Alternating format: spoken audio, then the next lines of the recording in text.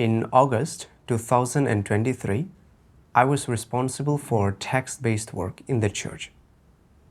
Usually, whenever brothers and sisters faced difficulties in their profession or work, I would patiently guide and help them. After each fellowship, seeing the smiles on everyone's faces made me very happy and satisfied. I felt that everyone approved of me. After a period of time, I noticed that Sister Wang Ying, the team leader, lacked a sense of burden in her duty and treated the work carelessly. When the work results were poor, she didn't take the initiative to lead everyone in summarizing the issues. In her daily duty, she only gave orders and directed others to do the work. Also, she wasn't diligent in selecting sermons and frequently made mistakes on simple issues. When the sister she worked with pointed out her issues, she accepted them verbally, but afterward, she continued being perfunctory. At first, seeing that she was young and had believed in God for only a short time, I helped and guided her. But after some time, I noticed that she hadn't changed much.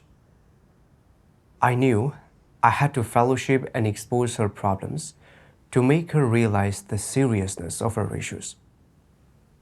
But when it really came time to expose her, I had concerns. I thought, if I speak too harshly, will she think I'm cold and unfeeling, not understanding her weaknesses? And if she talks about me this way to the other brothers and sisters, won't they all think I lack love and have poor humanity?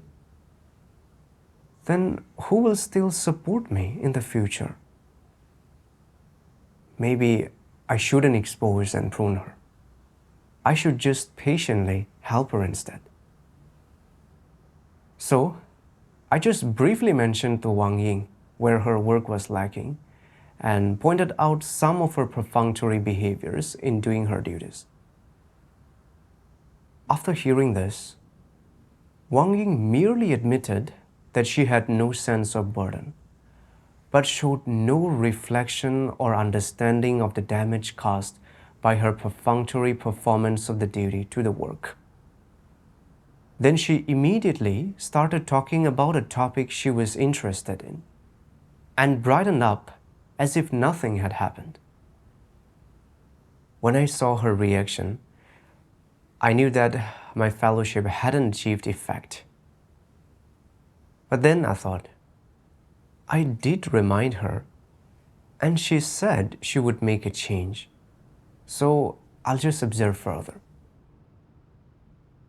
Later, I found out that Wang Ying still had no sense of burden in her duties. I was quite anxious, thinking that I needed to expose her problems sternly, otherwise it would seriously affect the work. Once, when I guided her work, I sternly pruned her. Seeing her with her head down, frowning and looking upset, I wondered if my remarks had been too harsh. I thought, will she think I'm completely unfeeling and that my words are too hurtful? Will she still have a good impression of me in the future? So, I quickly said some words of comfort and encouragement, telling her that being subjected to pruning is a good thing and that she shouldn't be negative and should just make changes in the future. But afterward, she still had no sense of burden in her duties, which seriously delayed the work. In the end, I had no choice but to dismiss her. After her dismissal, the upper leader asked me, "You had noticed Wang Ying's problems before. Why didn't you prune and expose her? That way, she might have turned around sooner. And if you had found that she didn't repent, you could have dismissed her earlier. Her continuous perfunctory attitude has delayed so much work. After hearing the leader's words, I began to reflect. I had long noticed Wang Ying's problems and had reminded her multiple times. But I never dissected the nature of her issues, only touching on them superficially without addressing them properly. I had similar behavior before. Why am I unable to point out and expose others' problems when I find them? Always fearing that being too harsh will leave others a bad impression of me. What exactly is the problem here? I prayed to God, asking Him to enlighten me so I could recognize my own problems. Later, I read a passage of God's words. Almighty God says, when some church leaders see brothers or sisters doing their duties perfunctorily, they do not rebuke them, though they should. When they clearly see that the interests of God's house are suffering, they do not concern themselves with this or make any inquiries, and they do not cause the least offense to others. In fact, they are not really showing consideration for people's weaknesses. Instead, their intention and goal is to win over people's hearts. They are fully aware that, as long as I do this and don't cause offense to anyone, they'll think I'm a good leader. They'll have a good, high opinion of me. They'll approve of me and like me. They don't care how much damage is done to the interests of God's house, or how great losses are caused to the life entry of God's chosen people, or how greatly their church life is disturbed. They just persist in their satanic philosophy and cause no offense to anyone. There is never any self-reproach in their hearts. When they see someone causing disruptions and disturbances, at the very most, they might have a few words with them about it, downplaying the issue, and then be done with it. They will not fellowship on the truth or point out the essence of the problem to that person. Less still will they dissect their state, and they will never fellowship what God's intentions are. False leaders never expose or dissect the errors people frequently make, or the corrupt dispositions people often reveal. They don't solve any real problems, but instead always indulge people's erroneous practices and revelations of corruption. And no matter how negative or weak people are, they do not take this seriously. They merely preach some words and doctrines and speak a few words of exhortation to deal with the situation in a perfunctory manner, trying to maintain harmony. As a result, God's chosen people do not know how to reflect on and know themselves. There is no resolution for whatever corrupt dispositions they reveal, and they live amid words and doctrines, notions and imaginings, without any life entry.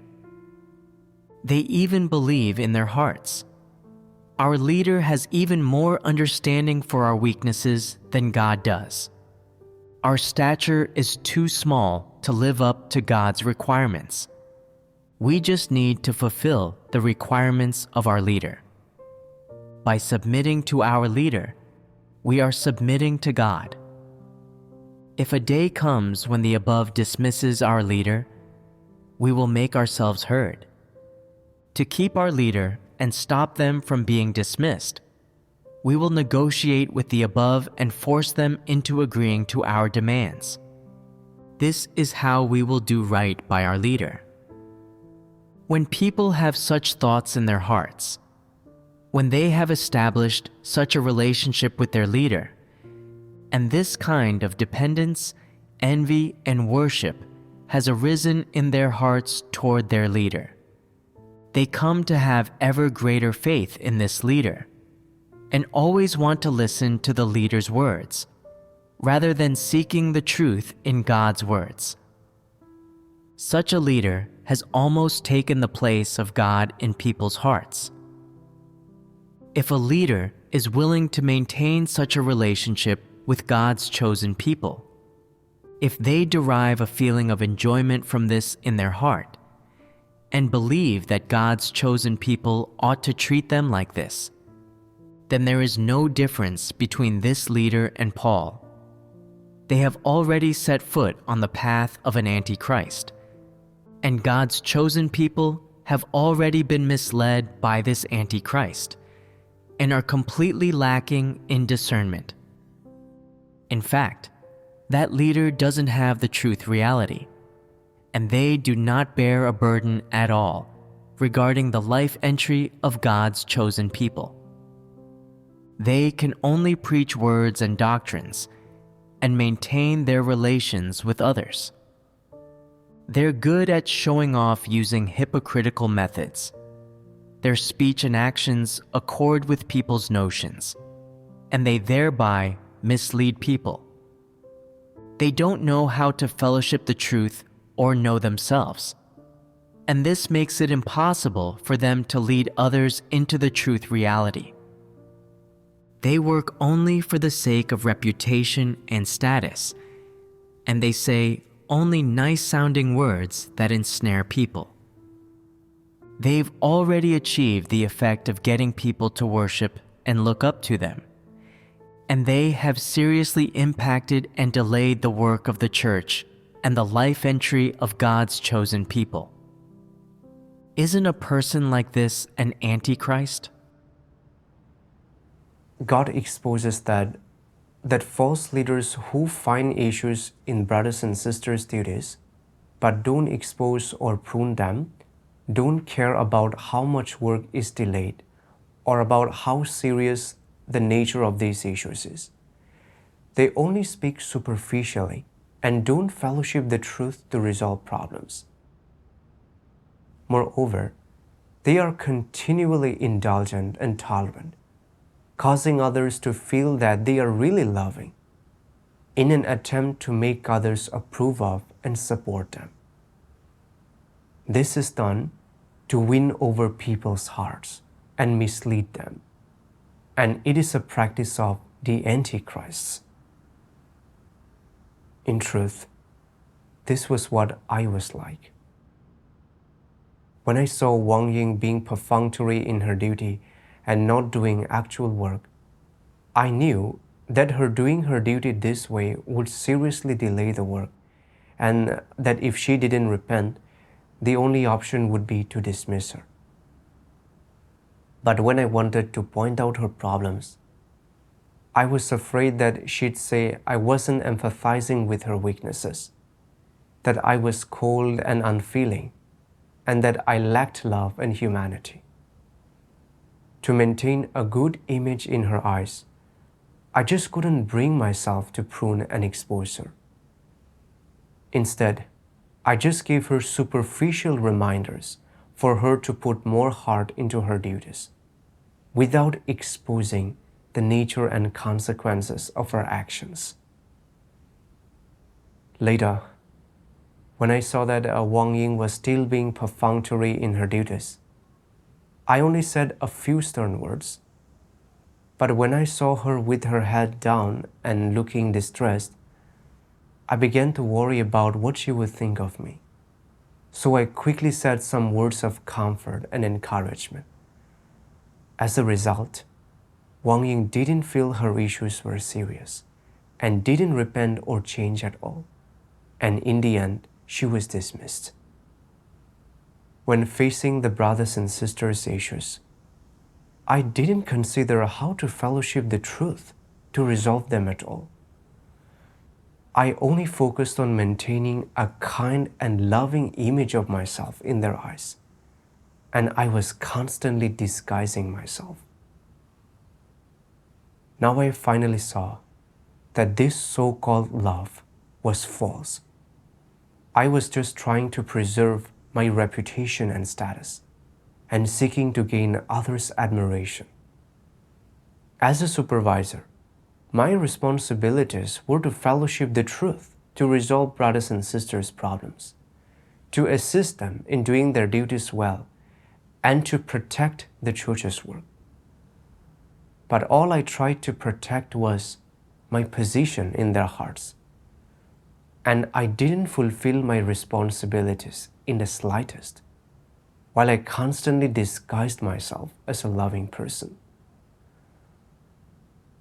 In this, I was misleading and ensnaring people, and I was walking the path of an antichrist. My way of working truly harmed the brothers and sisters. In doing this, I was hindering the church's work and doing evil. Reflecting on this, I felt deeply distressed and guilty, and I was willing to repent. Later I pondered. I thought that having good humanity meant being understanding, empathetic, and tolerant, while pruning and exposing others' problems is cold, unfeeling, and lacking in love and humanity. Is this view of mine correct? What exactly is truly good humanity? I read a passage of God's words, and my heart felt brighter. Almighty God says, there must be a standard for having good humanity. It does not involve taking the path of moderation, not sticking to principles, endeavoring not to offend anyone, currying favor everywhere you go, being smooth and slick with everyone you meet, and making everyone speak well of you. This is not the standard. So, what is the standard? It is being able to submit to God and the truth. It is approaching one's duty and all manner of people, events, and things with principles and a sense of responsibility. This is plain for all to see. Everyone is clear about this in their heart. Moreover, God scrutinizes people's hearts and knows their situation, each and every one. No matter who they are, no one can fool God. Some people always boast that they possess good humanity, that they never speak ill of others, never harm anyone else's interests, and they claim never to have coveted other people's property. When there is a dispute over interests, they even prefer to suffer loss than take advantage of others, and everyone else thinks they are good people. However, when performing their duties in God's house, they are wily and slippery, always scheming for themselves. Never do they think of the interests of God's house. Never do they treat as urgent the things God treats as urgent or think as God thinks. And never can they set aside their own interests so as to perform their duties. They never forsake their own interests.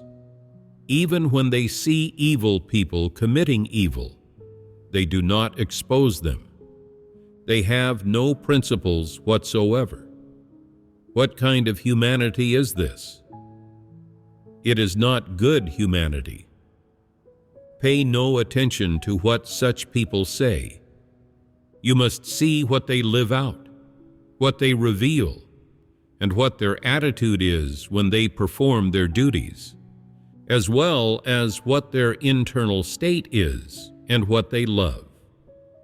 If their love of their own fame and gain exceeds their loyalty to God, if their love of their own fame and gain exceeds the interests of God's house, or if their love of their own fame and gain exceeds the consideration they show for God, Then are such people possessed of humanity? They are not people with humanity. From God's words, I saw that good humanity is not determined by whether a person speaks kindly and gently or harshly and directly. Instead, it is based on whether a person submits to God and the truth, and whether they do their duties responsibly. Just as some leaders and workers are able to prune brothers and sisters for being irresponsible in their duties, and they can expose the nature and consequences of these brothers and sisters' actions in light of God's words. Though they might feel upset when hearing these things, those of them who pursue the truth can use this opportunity to reflect on and know themselves, which benefits both their life entry and their fulfillment of their duties. Some people may seem kind, but when they see brothers and sisters acting against principles and harming the work and in need of fellowship and exposure for this, they protect themselves, only saying pleasant words to deal with others in a perfunctory way. They don't consider how to genuinely help others or how to safeguard the church's interests. They are truly selfish and cunning, and these are not people of good humanity. I acted the same way, only thinking about protecting my own reputation and status. And when I saw others going down the wrong path, I didn't even extend a helping hand. I thought I had good humanity. But through the exposure of God's words and the revelation of facts, I saw that I was far from being a person with good humanity. Realizing this, I felt deeply distressed and ashamed, and tears streamed down my face. I loathed myself from the bottom of my heart, and I didn't want to keep acting like this. Later, I read a passage of God's words and found a path of practice. Almighty God says, when you interact with others, you must first have them perceive your true heart and sincerity. If in speaking and working together and making contact with others, someone's words are perfunctory, grandiloquent, pleasantries, flattery, irresponsible, and imaginary, or if they simply speak to seek the other's favor, then their words lack all credibility, and they are not sincere in the least. This is their mode of interaction with others, no matter who those others are. Such a person does not have an honest heart. This is not an honest person. Say someone is in a negative state, and they say to you sincerely, "Tell me why exactly I'm so negative. I just can't figure it out." And suppose you do, in fact, understand their problem in your heart, but you do not tell them, instead saying, "It's nothing. You're not being negative. I get that way too." These words are a great consolation to that person, but your attitude is not sincere. You are being perfunctory with them, so as to make them feel more comfortable and consoled. You have refrained from speaking honestly with them. You are not helping them in earnest and putting their problem plainly, so that they can leave their negativity behind. You have not done what an honest person should, all for the sake of trying to console them and make sure there is no estrangement or conflict between you. You have been perfunctory with them. And this is not what it is to be an honest person. So, to be an honest person, what should you do when encountering this kind of situation? You need to tell them what you have seen and identified. I will tell you what I have seen and what I have experienced. You decide whether what I say is right or wrong. If it's wrong, you don't have to accept it. If it's right, I hope you will. If I say something that is hard for you to hear and hurts you, I hope you can accept it from God. My intention and purpose is to help you. I see the issue clearly, because you feel that you have been humiliated, and no one feeds your ego, and you think everyone else looks down on you, that you are being attacked, and that you have never been so wronged. You can't accept it and become negative. What do you think? Is this what's really going on? And hearing this, they feel it is indeed the case. This is what is actually in your heart. But if you are not an honest person, you will not say it. You will say, I often get negative too. And when the other person hears that everyone gets negative, they think it is normal for them to be negative. And in the end, they do not leave their negativity behind.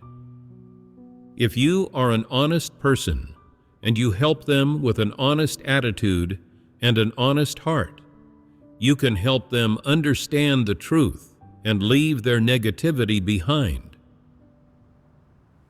God's words tell us that we should treat our brothers and sisters with an honest heart, and that when we discover issues with them, we should help and support them with sincerity.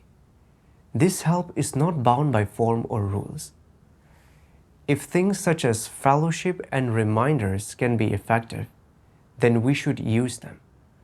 But if the nature of their issues is serious, then pruning, exposure, and dissection are necessary. Whatever means of fellowship can resolve the problems or attain results, we should use them. If we only consider our own pride and image and avoid exposing the essence of problems and merely say some mild, superficial words to treat people perfunctorily, we aren't helping people, but harming them. Just like when I discovered that Wang Ying was being perfunctory in her duties. Even though I reminded and tried to help her, she didn't take what I said seriously. In this instance, it was necessary to prune her and to dissect the nature and consequences of her perfunctory behavior in light of God's words, so that she could realize the seriousness of her problems. This would be beneficial for her entry. After understanding these things, I gained a path of practice by which to help others, and I began practicing accordingly. In October 2023, I noticed that Sister Jo Shin was being irresponsible in her duties. She had been doing text-based work for several years, while other brothers and sisters were just starting out. Yet she only focused on her own tasks and showed no sense of burden for the overall work. I'd fellowshipped about this issue with her before, but she didn't gain any entry. I considered dissecting the nature of her actions so that she could turn around. But when I thought about pointing out her issues, I had some concerns. Joshin was in a poor state a while ago. So if I were to point out and expose her problems, will she think of me as inconsiderate and lacking in humanity? If that were to happen, she'd definitely form a poor impression of me. When these thoughts occurred to me, I hesitated, wondering if I should refrain from exposing and pruning her. As I was thinking this, I suddenly remembered how I'd failed with Wang Ying before and I recalled a passage of God's words that I'd read before.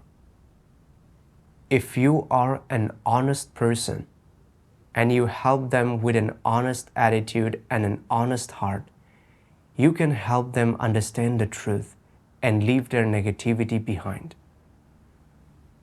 I couldn't help but ask myself, am I refraining from exposing Joshin's problems for her sake?